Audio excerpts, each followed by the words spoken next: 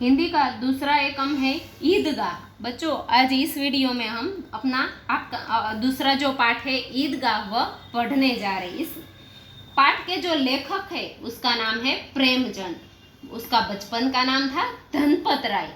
उसे कई सारे उपनाम मिले थे, उपन्यास सम्राट, नवाब राय, प्रेमचंद, मुंशी प्रेमचंद आदि जैसे उपनाम से उसे नवाजा गया था। उसका जन्म 1880 में, उसका निधन 1936 में हुआ था।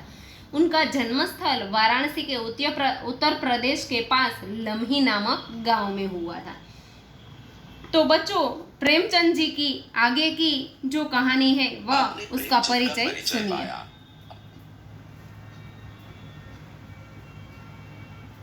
परिचय पाया। अब उनके साहित्यिक जीवन के बारे में भी जानिए। आरंभ में वे नवाब राय नाम से उर्दू साहित्य में लिखते थे। बाद में प्रेमचंद के नाम से हिंदी में लिखने लगे। गोदान उनका सर्वश्रेष्ठ उपन्यास है। इसके अलावा गबन, मंगलसूत्र, रंगभूमि, कर्मभूमि उनके उपन्यास है। उन्होंने कई सारी कहानियां भी लिखी है जो मानसरोवर भाग 1 से 8 में संकलित है। साहित्य में प्रगतिवाद को जागृत करने के लिए उन्होंने जागरण तथा हंस नामक पत्रिकाओं का संपादन भी किया था। ईदगाह उनकी ऐसी ही एक अमर कहानी है। तो बच्चों जो पाठ है ईदगाह वह उसकी प्रेमचंद जी की लिखी हुई एक ऐसी ही कहानी है। इस पाठ के पात्र कुछ इस तरह है। हामिद जो इस पाठ का नायक है, अमीना हामिद की दादी वह इस पाठ की नायिका है, मोहम्मद, मोहसिन, नूरे और समी यह सब हामिद के मित्र है। हामिद के अंदर गरीबी के संस्कार इस पाठ में देखने को मिल रहे हैं। गरीबी जीवन का अपराध बोध नहीं बल्कि एक जीवन बोध के रूप में इस पाठ में प्रस्तुत किया गया है। बच्चों की आशाएं या फिर उसके तर्क का चित्रण भी इस पाठ के अंदर किया गया है। यह पाठ है सुप्रसिद्ध कथाकार प्रेमचंद द्वारा लिखी यह एक कालजयी कहानी बचपन की पूरी ईमानदारी के साथ व्यक्त करती है। इस कहानी में माँ का एक नया रूप सामने आता है। केवल जन्म देने वाली स्त्री ही माँ नहीं होती बल्कि पालन करने वाली स्त्री को भी माँ का दर्जा प्राप्त होता है। कहानी में हामिद की माँ की भूमिका उनकी दादी यानी कि अमीना निभा रही है। दादी केवल कहानी के प्रारंभ और अंत में आती है, लेकिन इसके बावजूद वही इस कहानी की नायिका है। जैसे इस पाठ में हामिद की दादी उसकी दादी अमीना है, वह माँ का दर्जा पाती है क्योंकि वह उसका पालन पोषण करती है। इसी तरह हम जिस भगवान को मानते हैं, पूजते हैं, भगवान श्री कृष्ण, उसके जीवन में भी ऐसा ही हुआ है। उसको जन्म दिया है उसकी देवकी माँ ने, लेकिन उसका पालन पोषण किया है यशोदा माँ ने। तो यशोदा माँ भी उसकी माँ कहलाई थी। इसी तरह इस पाठ में हामिद की सच्ची माँ के स्वरूप में अमीना का पात्र स्वरूप दिखाया गया है। इस पाठ में रमजान मास की बात की गई है। तो बच्चों जैसे हिंदू धर्म के अंदर श्रावण मास को पवित्र मास माना जाता है, ठीक वैसे ही मुस्लिम धर्म के अंदर रमजान मास को पवित्र मास माना जाता है। और रमजान मास के जो दिन होते हैं 30 दिन, उसे 30 रोजे कहते हैं। और 30 रोजों के बाद ईद आती है। जैसे हम दिवाली मनाते हैं वैसे ही वह लोग ईद का त्योहार मनाते हैं और ईद के दिन सबको गले मिलकर ईद की बधाई देते हैं। तो जिस दिन ईद है उस दिन की सुबह का यहाँ वर्णन किया गया है पाठ के प्रथम स्वरूप में कि कितना मनोहर, कितना सुहावना उस दिन का प्रभात है। जैसे लगता है कि आज का सूर्य देखो बहुत ही प्यारा और बहुत ही शीतल है। जैसे लग रहा है कि सूर्य है वह हर रोज गर्मी देता है, लेकिन फिर भी आज सबको लग रहा है कि बहुत शीतल है सूर्य और मानो संसार को ईद की बधाई दे रहा है। गांव में भी बहुत हलचल है। क्योंकि सब लोग ईदगाह जाने की तैयारी कर रहे हैं और किसी के कुर्ते में बटन नहीं है तो कोई सुई धागा लेने जा रहा है, तो फिर कोई है वह जूते कड़े हो गए हैं तो वह जूतों में तेल डालने के लिए उसे तेली के पास तेल डलवाने के लिए जा रहा है, क्योंकि तेल डालने से जूते नरम हो जाते हैं। जल्दी जल्दी बैलों को सानी पानी दे रहे हैं, क्योंकि बैल है वह भी भूखे हो जाएंगे, क्योंकि ईदगाह से लौटते लौटते तो दोपहर हो जाएगी और यह रास्ता भी 3 कोस का है, पैदल रास्ता है, क्योंकि तब इतने साधन नहीं थे, इसलिए सब लोग पैदल जाते हैं। फिर सैकड़ों आदमियों से मिलना, भेंटना, सबसे बातचीत करना और ईदगाह के मेले का लाभ लेना, तो यह सब करते करते दोपहर हो जाते हैं। लड़के बहुत प्रसन्न दिख रहे हैं। किसी ने 1 रोजा रखा है, वह भी दोपहर तक, तो किसी ने वह भी नहीं रखा।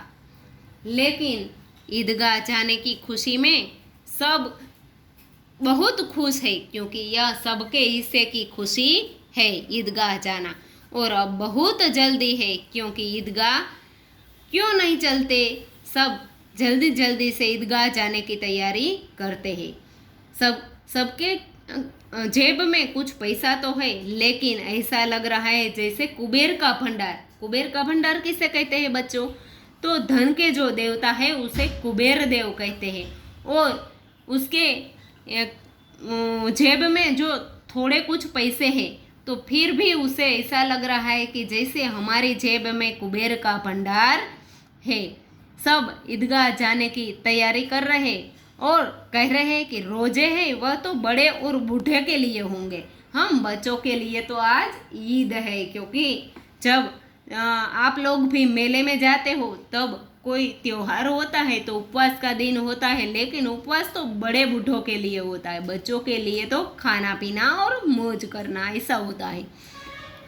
सब ईद का नाम रटते थे, लेकिन आज तो ईद आ ही गई। अब सब जल्दी जल्दी ईदगाह क्यों नहीं चलते? और फिर खुश होकर फिर देखते हैं, महमूद गिनता है 1 2 10 12 पैसे महमूद के पास थे, मोहसिन के पास 1 2 8 इस तरह गिनता है। 15 पैसे थे मोहसिन के पास। तो इन अनगिनत पैसों से अनगिनत चीज़ें लानी थी, क्योंकि उन लोगों ने भी आपकी तरह लिस्ट बना रखी थी। यह देखो बच्चों, यह दादी अमीना का चित्र दिखाया गया है और यह हामिद दिखाया गया है। सब फिर इन अनगिनत पैसों से क्या लेना चाहते थे बच्चे? तो बच्चे क्या लेंगे? खिलौना, मिठाइयाँ, गेंद और बहुत कुछ, खाना पीना, मजे करना, ऐसा चाहते थे। पर सबसे ज़्यादा प्रसन्न कौन था बच्चों, आपको मालूम है? वह था हामिद। गरीब सूरत वह दुबला पतला लड़का था, जिसका बाप गत वर्ष हैजा यानी कि जो कोलेरा हम बोलते हैं वह, उसकी भेंट हो गया था, यानी कि हैजे में वह उसकी मृत्यु हो गई थी। फिर एक दिन उसकी माँ भी मर गई और अब हामिद अपनी बूढ़ी दादी अमीना के साथ ही रहता है, लेकिन फिर भी बहुत खुश है। हामिद के पाँव में तो पहनने को जूते भी नहीं थे, सिर पर बस एक पुरानी टोपी, और टोपी के ऊपर जो गोटा था वह भी काला पड़ गया था, क्योंकि कई दिनों से उसे धोई नहीं थी इसलिए। पर फिर भी वह प्रसन्न था। लेकिन दादी अमीना है वह अपनी कोठरी में बैठी रो रही थी। क्यों? क्योंकि आज का दिन ईद का दिन था, घर में खाने को कुछ भी दाना पानी नहीं था और बहुत अंधकार और निराशा में वह डूब गई थी। वह बोल रही है कि किसने बुलाया था इस निगौड़ी ईद को, क्योंकि उसके पास कुछ नहीं था, इसीलिए वह ईद को निगौड़ी बोल रही है। उसे खुशी नहीं थी। क्यों? क्योंकि उसकी गरीबी के कारण वह त्योहार भी सब लोगों की तरह नहीं मना सकती थी। कैसे मनाए? क्योंकि हामिद को नए कपड़े भी नहीं लेकर दे सकती थी, कुछ अच्छा खाने को भी नहीं बना सकती थी, और मेले में जाने के लिए हामिद को ज़्यादा पैसे भी उसके पास न होने के कारण वह नहीं दे सकती थी। इसलिए उसे ईद का त्यौहार भी निगौड़ा लगता है। इसीलिए वह कहती है कि इस निगौड़ी ईद को किसने बुलाया था। अमीना का दिल भी बहुत कचोट रहा था, यानी कि उसे बहुत दुख हो रहा था। गांव में बच्चे अपने अपने माँ बाप के साथ जा रहे थे, अपने अपने पिता के साथ जा रहे थे, पर हामिद का बाप यानी हामिद का बाप अमीना के सिवाय कोई नहीं था, क्योंकि उसका बाप, उसकी माँ और उसकी दादी जो कुछ कहे वह सब अमीना ही थी। फिर वह उसे अकेले कैसे जाने दे, ऐसे ऐसे प्रश्न उसके मन में उमड़ रहे थे। उस भीड़ भाड़ में बच्चा कहीं खो गया तो क्या होगा? अमीना उसे यूं नहीं जाने देना चाहती थी। यह नन्ही सी जान है, 3 कोस तक का रास्ता था तो वह चलेगा कैसे? पैरों में छाले भी पड़ जाएंगे, जूते भी तो नहीं है, और कुल 2 आने पैसे बच रहे हैं। 3 पैसे हामिद की जेब में और 5 अमीना के बटवे में थे। बस यही उनकी पूरी जायदाद थी और ईद का त्योहार। फिर वह कहती है कि अल्लाह ही बेड़ा पार लगाए। हामिद अंदर जाकर दादी से कहता है, तुम डरना नहीं अम्मा, मैं सबसे पहले आऊँगा। गांव से मेला चला और बच्चों के साथ हामिद भी चल पड़ा। कभी कभी बच्चे दौड़कर आगे निकल जाते हैं, फिर किसी पेड़ के नीचे खड़े रह जाते हैं, फिर अपने साथियों का इंतजार करते हैं। और हामिद के पैरों में तो जैसे पर लग गए हैं, पर यानी कि परिंदों के पर होते हैं ऐसे, यानी कि वह बहुत तेजी से दौड़ता है। वह कभी थक सकता था, पर तभी बड़ी बड़ी इमारतें आने लगती हैं। एक तरफ अदालत है, कॉलेज है, कला घर है, फिर आगे चले तो क्या, अरे वाह, मुंह में पानी आ गया यह देखकर। तो क्या होगा बच्चों? मिठाई की दुकानें यानी कि हलवाइयों की दुकानें शुरू हो गई। आज खूब सजी हुई थी, तोरण वगैरह लगाए हुए थे। कितनी मिठाइयों की दुकानें हैं। अरे इतनी ज़्यादा मिठाई कौन खाता है? देखो ना, एक दुकान पर मनो होंगी यानी कि मन होगी। सहसा ईदगाह नजर आई। देखो बच्चों, यह ईदगाह का दृश्य है। सहसा ईदगाह आई। इमली के घने वृक्षों की छाया है, नीचे पक्का फर्श है, उस पर जाजम लगाई गई है, रोजेदारों की पंक्तियां लगी हुई है, और एक के पीछे एक जाने कहाँ तक रोजेदारों की, यानी कि जो रोजा पढ़ने जाते हैं, मस्जिद में जो रोजा पढ़ते हैं उसे रोजेदार कहते हैं। रोजेदारों की पंक्तियां यानी कि लाइनें लगी हुई है, एक के पीछे एक जाने कहाँ तक लाइन है। यहाँ कोई धन और पद नहीं देखता, यानी कि कोई कितना पैसे वाला है और कौन कितना गरीब है, यहाँ यह नहीं देखा जा सकता, क्योंकि भगवान के दरबार में तो सब एक समान है। इन ग्रामीणों ने भी वजू किया यानी कि रोजा पूरा किया और पिछली पंक्ति में खड़े हो गए। कितना सुंदर संचालन है यह सब का, कितनी सुंदर व्यवस्था है।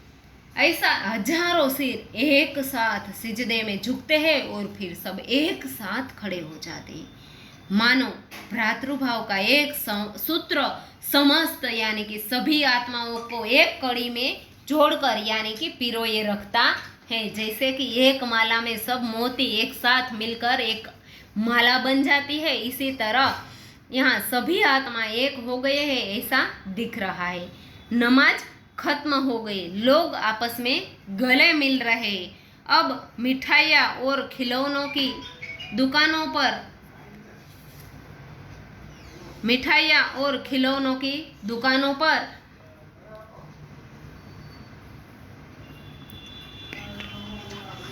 धावा बोल रहा है, यानी कि सब लोग एक साथ इकट्ठे हो गए हैं। ग्रामीणों का यह दल बालकों से कम उत्साही नहीं है। यह देखो हिंडोला है, 1 पैसा देकर वह ले जाओ, कभी आसमान पर जाता हुआ, कभी मालूम होता है तो कभी जमीन पर गिरते हुए। यह चरखी है।